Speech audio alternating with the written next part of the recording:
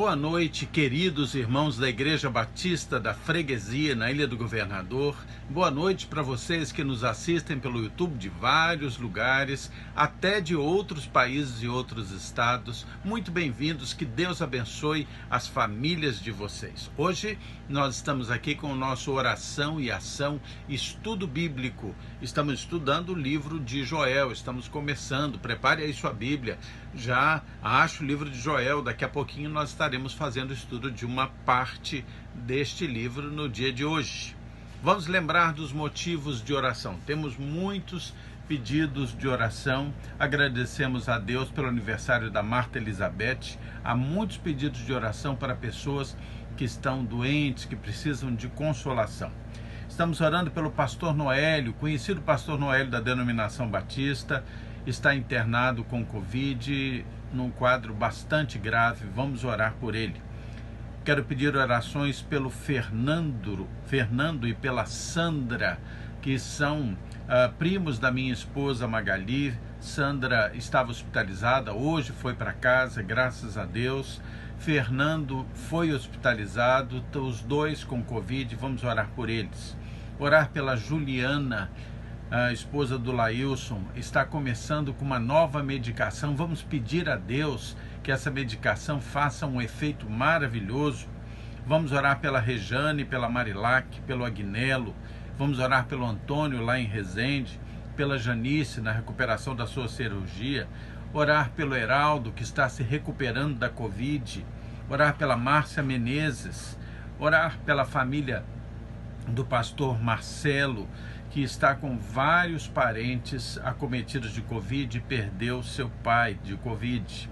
Orar pela Edna Vieira, orar pelo Rodrigo, que é sobrinho da Márcia Menezes, que está com Covid também. Orar pelo George, tio do Vitor, esposo da Priscila, com Covid também. Orar pela família do pastor Erundino, que está enlutada pela perda do seu querido. Orar pela família do senhor Valentim, conhecido membro da Igreja Batista do Tauá, muito amigo, faleceu em decorrência do Covid. Orar por Joel e por Andréia.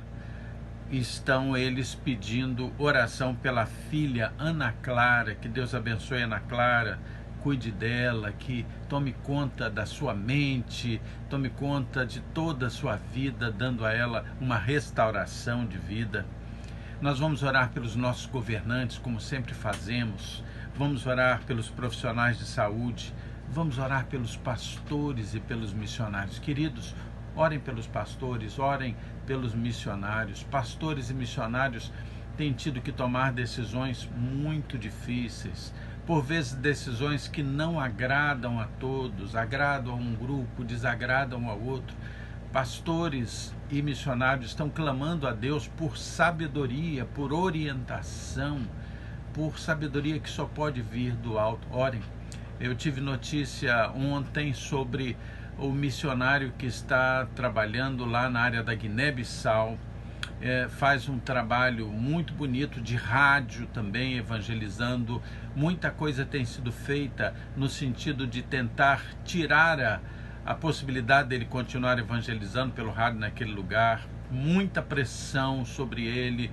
Outras religiões hegemônicas ali estão pressionando e ele está tendo a oportunidade de abençoar, de orientar e de aconselhar, por vezes, pessoas que fazem parte de religiões que são contra o cristianismo. Mas ele está tendo essa oportunidade. Orar por ele, orar por cura. Orem também não só pelos pastores e missionários, mas orem pelos profissionais de saúde, por aqueles que estão envolvidos na vacinação no nosso estado, no nosso município, no nosso país, nesse mundão todo aí. Vamos orar pelos que são mais vulneráveis também. Quero lembrar que esses períodos de lockdown têm trazido fome a muitas pessoas da população. E nós, como igreja, estamos atuando nessa área, atentos a essa área, trazendo muitas vezes cestas básicas, alimentação, muitas outras necessidades têm sido atendidas pelo Serviço de Ação Social de nossa igreja. e nós precisamos do engajamento de toda a igreja. Nós estamos sentindo necessidade agora de doar muito mais cestas básicas. A cesta básica estaria agora a um preço acima de R$ 67, mas a firma que nos fornece manteve os preços anteriores. Cada cesta básica completa, com bastante alimento, está R$ 57. Se você sentir no seu coração o desejo de doar uma cesta básica para que seja distribuída para aqueles que estão com fome no entorno da nossa igreja, faça essa doação. Nós temos conta no Banco Itaú, certamente o Kleber vai editar aí o número da conta da igreja, você vai poder ver e copiar, dar a pausa. Coopere, R$ 57, e nós vamos nos juntar e vamos poder ajudar a pessoas que estão com fome.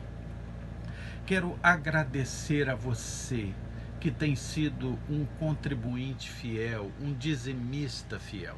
Nossa igreja tem conseguido pagar todas as suas obrigações, cooperar com missões, cooperar com a ação social, trabalhar na área do ensino religioso. Em todas as áreas tem sido possível continuar, vencer, porque você tem sido dizimista fiel, porque você tem ofertado. Às vezes você não é nem da nossa igreja como membro propriamente, mas você entende a importância da palavra de Deus, a importância da misericórdia e do amor ao próximo, e tem ofertado. Muito obrigado, muito obrigado.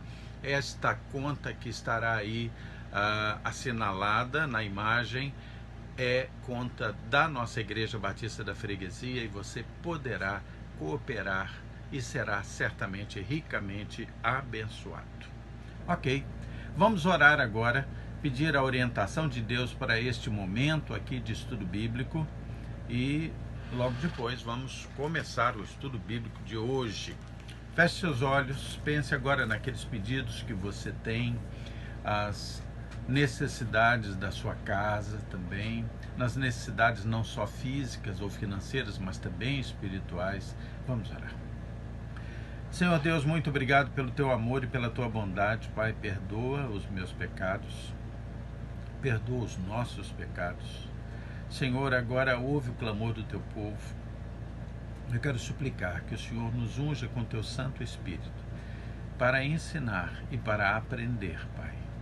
Que nós possamos sentir a tua presença em nós. Perdoa as nossas limitações. Em nome de Jesus. Amém.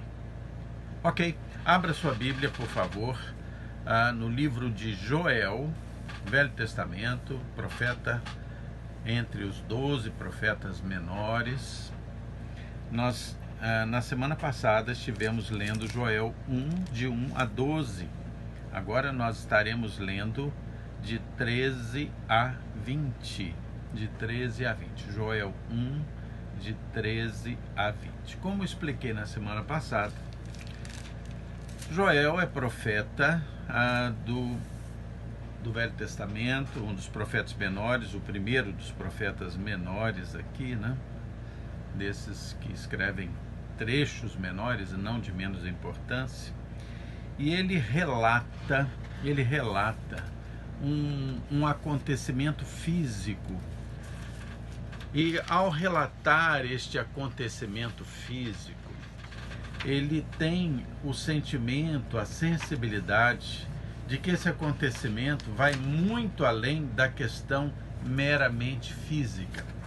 E então, Joel acaba por estar relatando acontecimento profético para aquele tempo e acontecimento escatológico para os últimos tempos.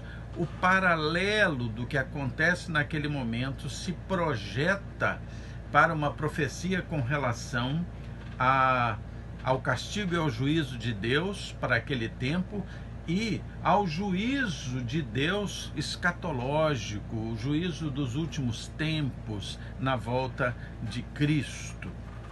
Então, nós, ao estarmos lendo isso aqui, temos que estar com a nossa mente aberta para enxergar essas três dimensões, né? Ele descreveu aqui nos primeiros versículos do capítulo 1 do livro de Joel, uma invasão de gafanhotos, uma grande invasão de gafanhotos que devastou a terra de Judá, aquela terra ali do povo de Deus, devastou aquela terra. Houve uma grande devastação.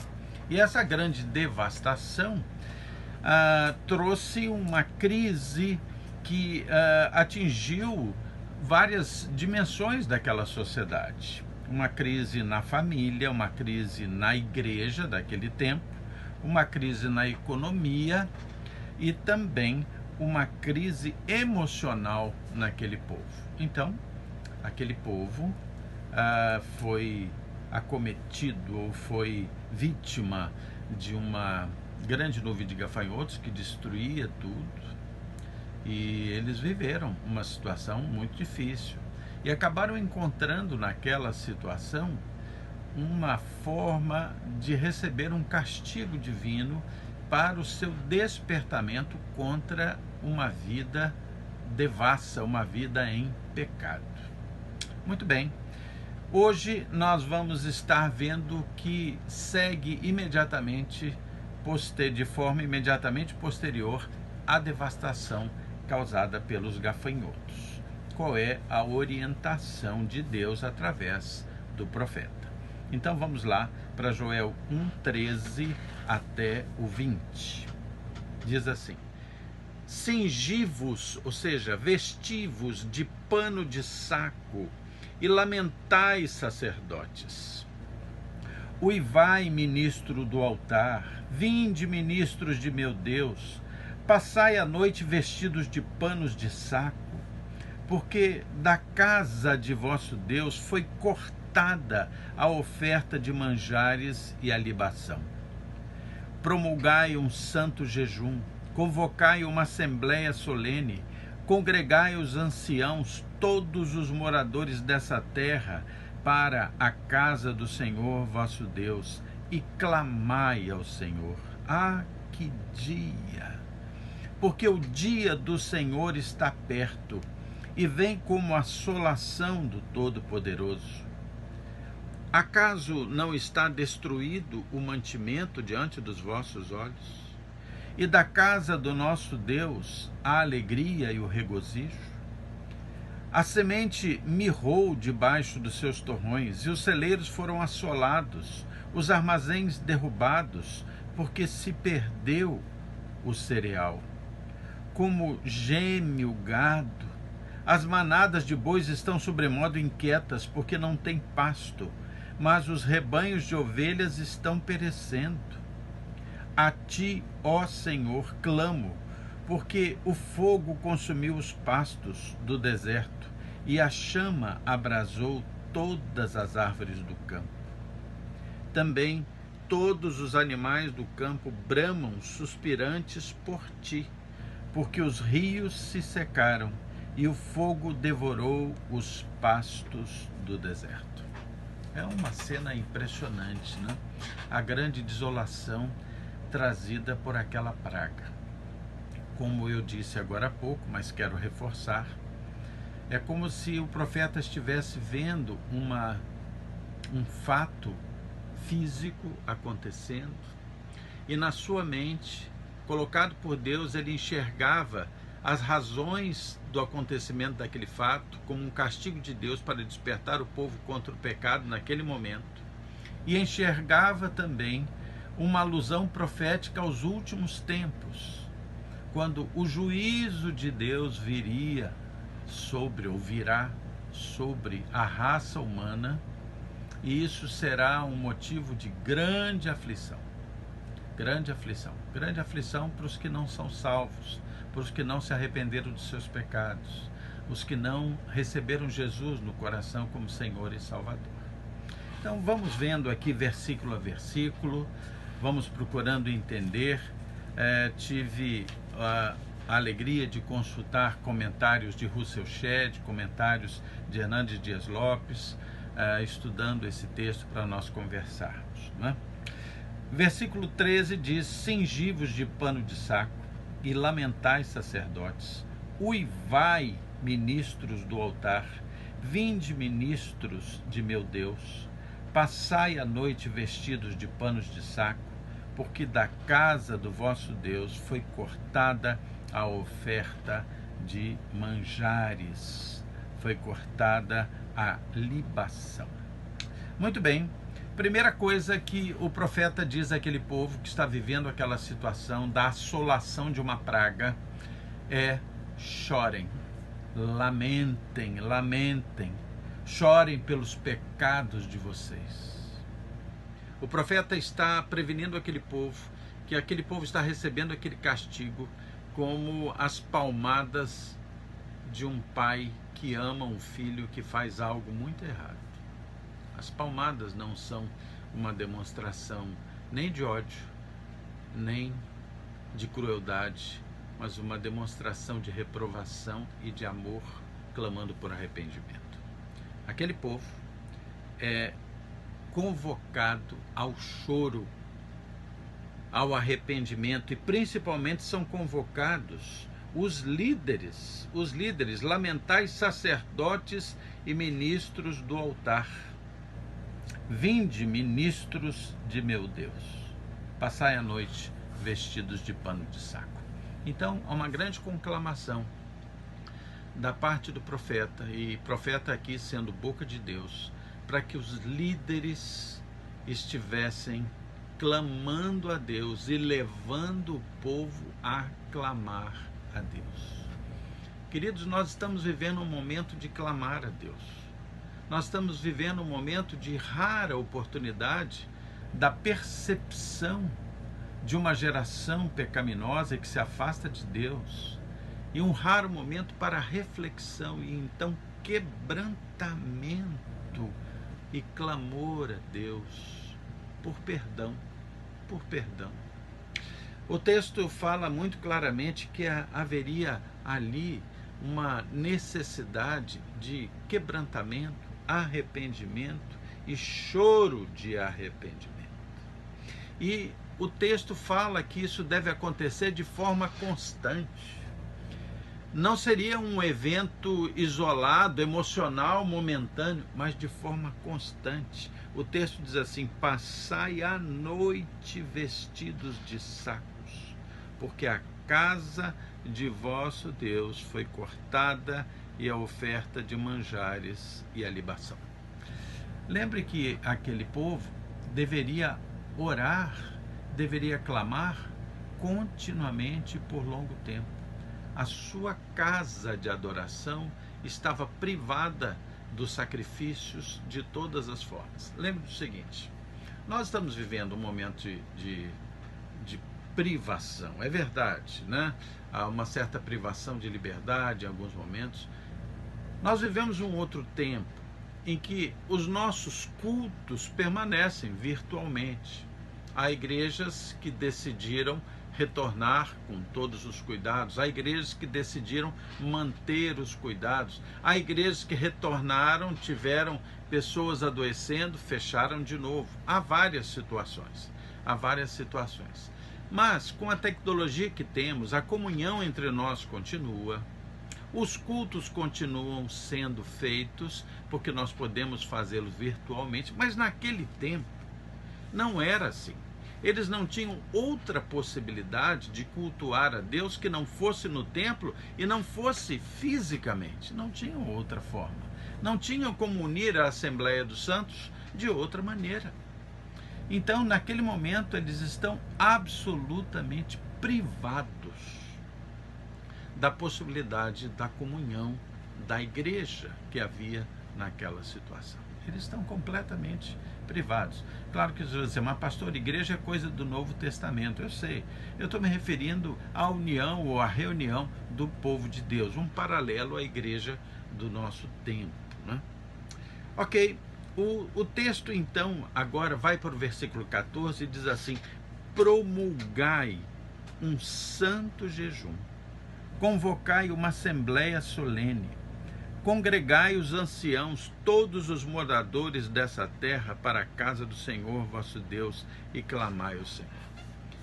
Como vocês sabem, uma das grandes virtudes do jejum é funcionar como um despertador para a oração.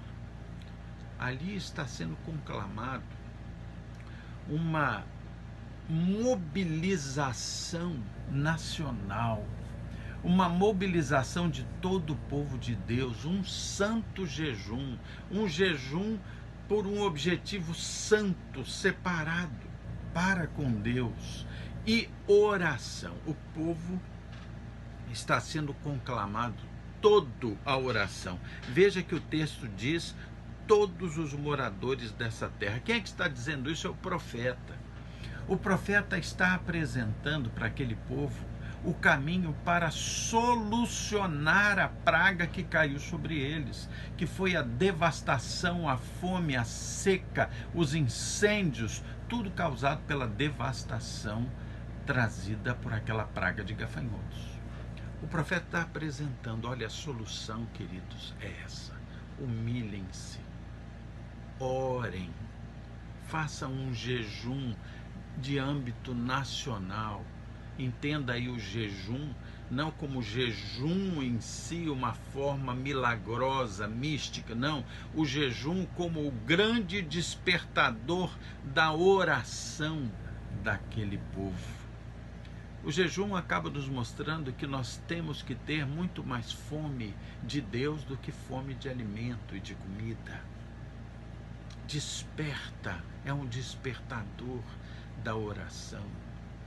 Ali o povo está sendo chamado, está sendo convocado para humilhação, choro, oração, clamor diante de Deus. E veja bem, o texto diz algo muito interessante: que isso seja uma assembleia solene. A assembleia é a reunião daqueles que são povo de Deus.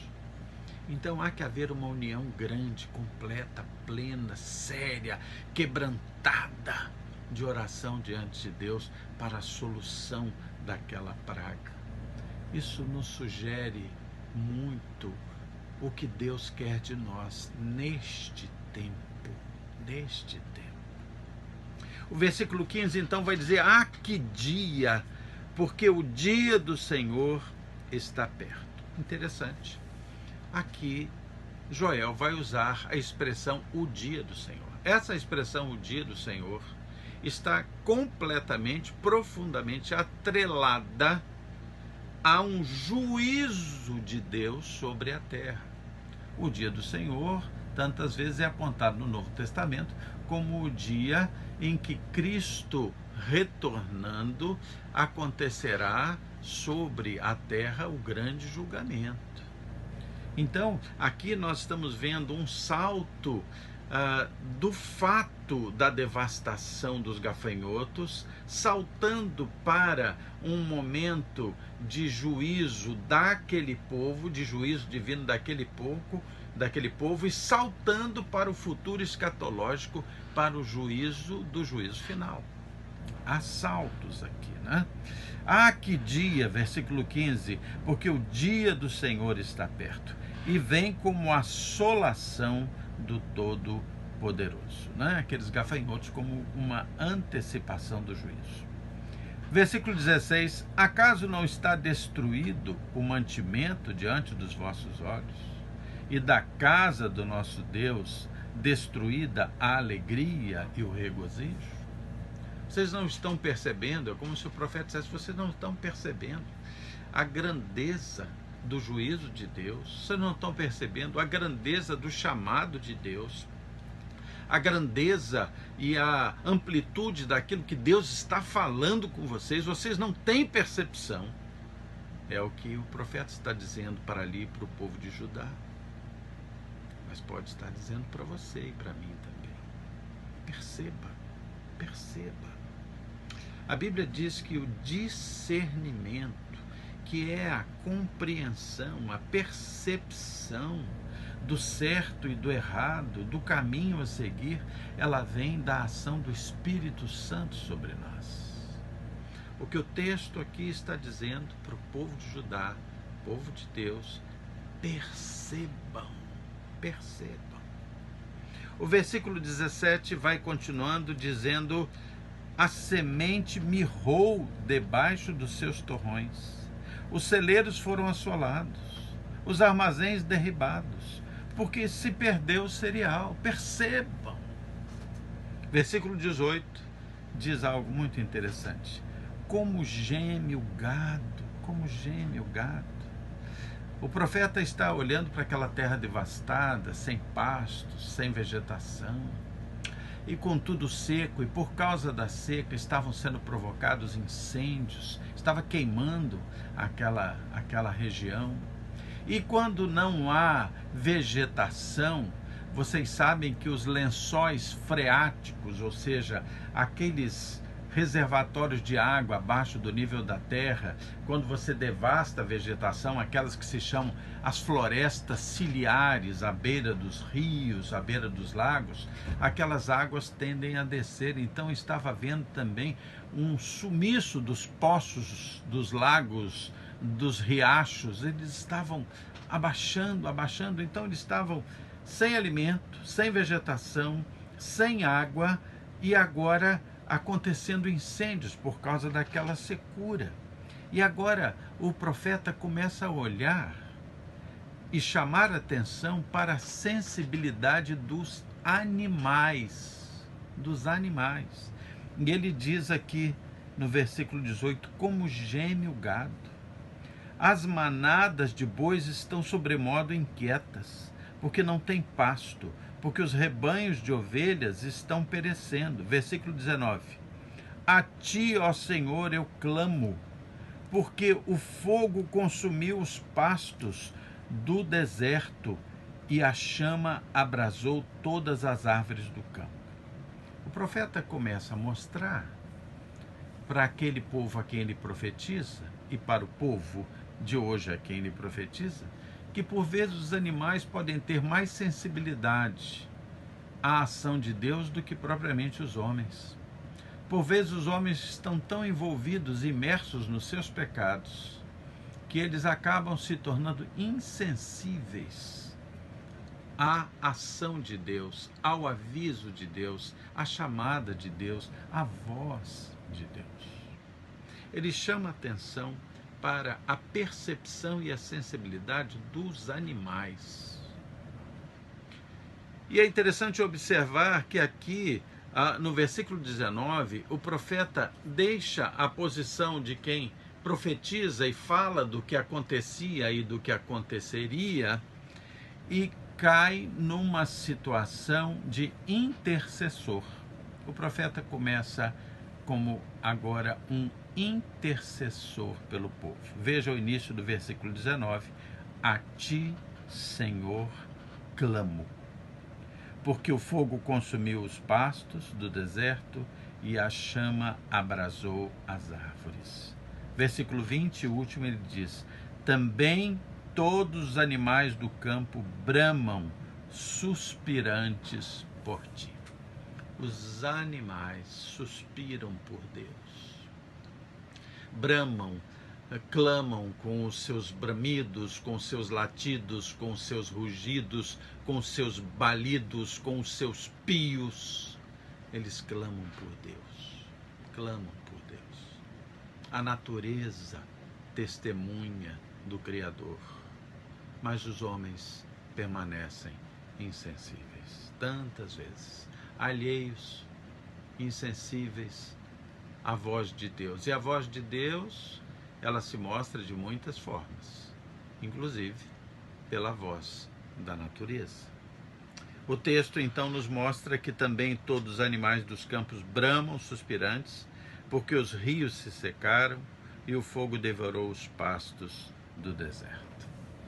Aqui está o profeta agora clamando por aquele povo, o povo que vai percebendo que todo o mal que fizeram, toda a contrariedade que trouxeram a Deus, toda a vergonha do pecado em que se meteram, agora está provocando o castigo de Deus. É hora de quebrantar, é hora de se reunir como povo de Deus, em assembleia, todo o povo. É hora de jejuar e orar, é hora de se humilhar diante de Deus. Vamos caminhando a partir agora do capítulo 2, na semana que vem, nós vamos vendo o caminho que vai nos mostrando esta profecia e também o caminho de solução que é apresentado por Deus. Ok? Vamos orar por todos esses que aqui trouxeram os seus pedidos. Vamos orar pelo nosso tempo, vamos fazer aquilo que o texto ensina diante de uma grande devastação, que é quebrantar o coração, se reunir e orar. Nós estamos reunidos virtualmente, nós estamos juntos, temos todos os meios de comunicação, todos os meios. É um outro tempo, podemos nos reunir, podemos nos unir, podemos ter comunicação e comunhão. E é hora de jejuar e orar. Amém? Feche seus olhos. Senhor Deus, muito obrigado, Senhor, pelo teu amor, obrigado pela tua palavra impressionantemente atual, Pai, impressionante. Esse texto que deve ter sido escrito há mais de 2.800 anos atrás e nos mostra que o homem permanece sendo o mesmo. Mas glória a Deus, Deus também permanece sendo o mesmo. Se o mal do homem é o mesmo, o bem de Deus é o mesmo também. Que a graça prevaleça sempre sobre o pecado, Pai, eu te suplico. Senhor Deus, abençoa os aniversariantes, abençoa, Senhor, eu te peço, aqueles que estão enfermos, tantos enfermos, tem misericórdia, Senhor, que sejam curados para a tua honra e tua glória.